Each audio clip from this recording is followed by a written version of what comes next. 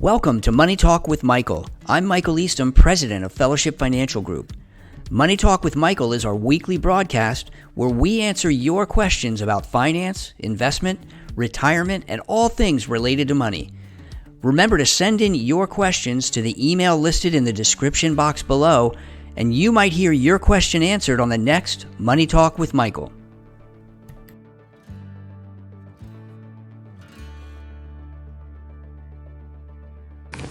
I have an indexed annuity as part of my investments, and it has an income rider on it that guarantees income for my lifetime. I'm 68 and we bought the annuity in 2009. If I start it now, I'll get $15,000 a year. But if I wait until I'm 72, when my RMD kicks in, it will be $21,000. We don't really need the income now, and I'm not sure I ever will. If we take the money out and put it in my IRA, it will be about $240,000.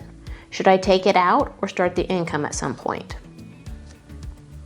All right, great. An indexed annuity with an income rider. Now, let me state this up front. Every case is going to be a little bit different.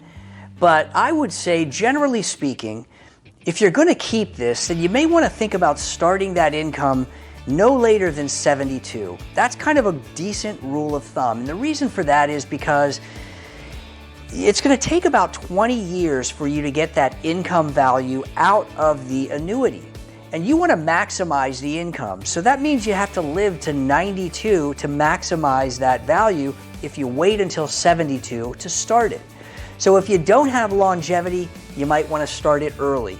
If you do have longevity, that may be a good reason to hold off for that extra income. Now, if you don't need that income, well, there are a couple things that you could do. You may want to think about a long-term care policy. There are some great tools that exist in today's environment that can allow you to fund a long-term care policy where you're just shifting assets from your investment account over to the insurance company, and then that insurance company will leverage that investment for your long-term care. And if that sounds good to you, then you may want to start it early, because the older you get, the more expensive and the more difficult these types of policies can be. And if you want to learn more about long-term care, then go to our website at fellowshipfinancial.com and click on the events tab. You can sign up for a long-term care webinar that we host. I think that'll be very informational to you.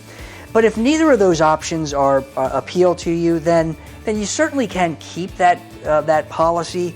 Pass it along to your beneficiaries. It is an IRA, so it's going to be taxable at some point without a doubt, but a non-spousal beneficiary who receives that type of a policy will have 10 years to stretch it out over that period of time.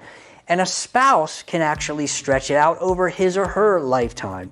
So you have several different options there, and I hope that was helpful to you. Thanks so much for watching. Tune in next Monday for another edition of Money Talk with Michael.